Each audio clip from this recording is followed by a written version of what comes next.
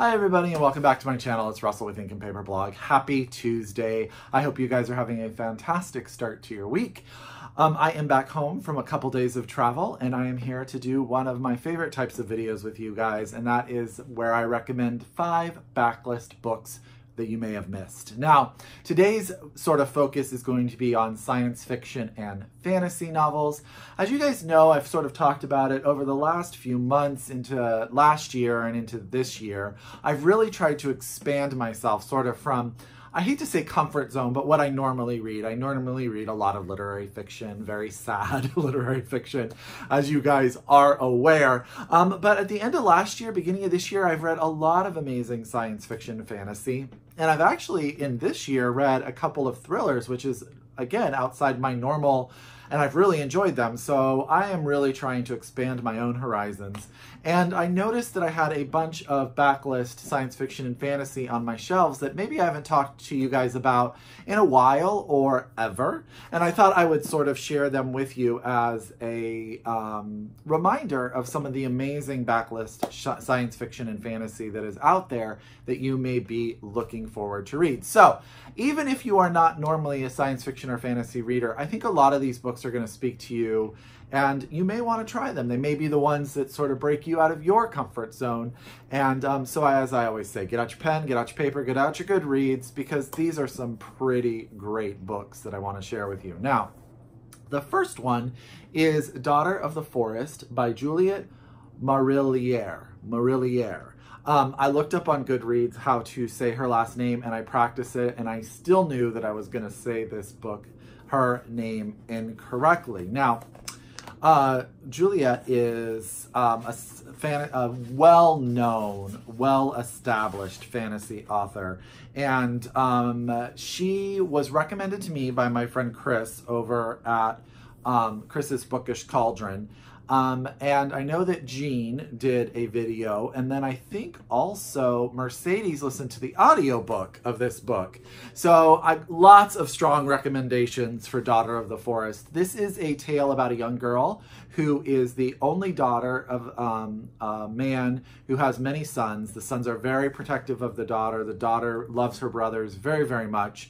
And they have sort of this peaceful existence until one day her father is sort of spelled by an evil woman, and also the sons are put under cast under her spell. And our main character, her name is Sorcha, has to go on an adventure to try to save her family. And as she sort of goes on this adventure, she has to make choices. Lots of things happen to her. As you can imagine, in fantasy novels, things got to happen. She's got to make choices. There's magic. And in the end, she has to make a choice between saving her family and her own happiness, which, you know. All I know is that everybody I truly trust has highly recommended this book, and I cannot wait to get to it myself. And I know it's been out for quite a long time. So there you go. It came out in 2000. So, and it seems like that's not that long ago, but that was 19 years ago, you guys. So that's Daughter of the Forest by Juliet Marillier. I'm saying that and I'm saying it wrong. I apologize. The next book I'm going to tell you about, again, is The Strange Case of the Alchemist's Daughter by Theodora Goss. This is sort of a fun play on a bunch of science fiction sort of classics. Sherlock Holmes is mixed in here, but our main character is Mary Jekyll, supposedly the daughter of Dr. Jekyll, and she goes hunting for Mr. Hyde and winds up actually finding his daughter. And then it gets together a group of girls who are all in some way related to some sort of famous literary figure. There is Beatrice Rappaccini, Catherynne Maurier, and Justine Frankenstein, and they're all created through experimentation.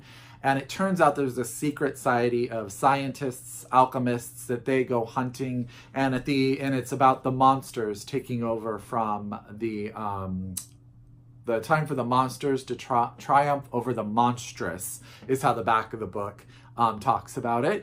So it's an adventure. It's about all of these girls coming in together in sort of a group adventure story. So that is The Strange Case of the Alchemist's Daughter by Theodora Goss. I think that sounds super fun and exciting. I don't know why I haven't read that. I meant to read that book in October. For some reason, it has an October feel to me. But I don't know. I haven't read it, and I want to really bad right now just talking about it. The next book I'm going to tell you about is Arcadia by Iain Pears. This is by the author of An Instance of the Finger Post, which was a really big book a few years ago. This is sort of an interesting tale. This is one of those books within a book. We have a professor who is writing a fantasy novel and a young girl who becomes sort of his confidant, and she winds up stumbling through a doorway into the world that he is actually writing his book about. And then elsewhere, there's sort of this dystopian society where we have this controlling upper class, and we have a scientist there who is trying to discover, sort of develop this machine that will connect all of these worlds together and will bring all of our main characters into one storyline. So I love that. It sort of has a feeling a little bit of The Lion, the Witch, and the Wardrobe. Our fantasy character goes through a door into this world. We have sort of that idea of a book being written. And then we also have sort of the dystopian world where the science brings all of it together. I have heard, this book, when this book came out, a few people talked about it, but I haven't heard a lot of reviews about it. But I think it sounds really interesting. I like when sort of your genre mix goes on. So that is Arcadia by Iain Pears. And yeah, excited about that one too. Why haven't I read all this stuff, you guys? Okay, the next book is the Book of Joan by Lidia Yuknavitch. I'm saying Lydia's last name wrong. I follow Lidia on Twitter, and I really enjoy her very, very much. And this is a sci-fi story where the world has basically destroyed, and the rich and elite have moved into space.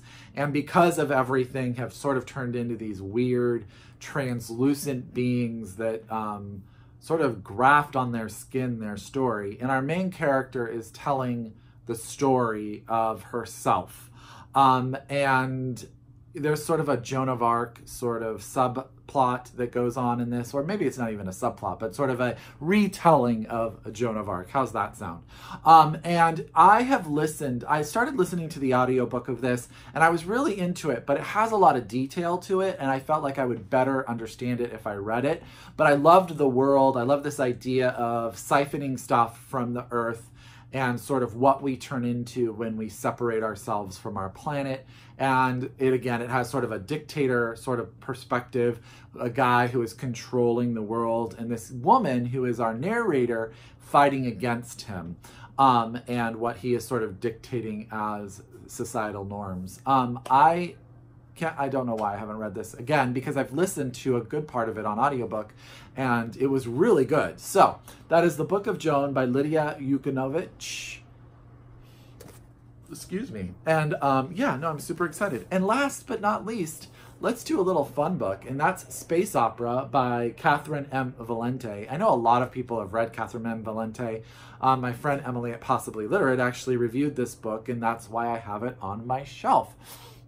This is a story of galactic wars have come to a stop because of how bad it got. But every year, all of these sort of worlds come together, and sort of this, I'm going to call it a Hunger Games, but that's not right, because the way that it's described is the great galactic civilizations gather for the Metagalactic Grand Prix.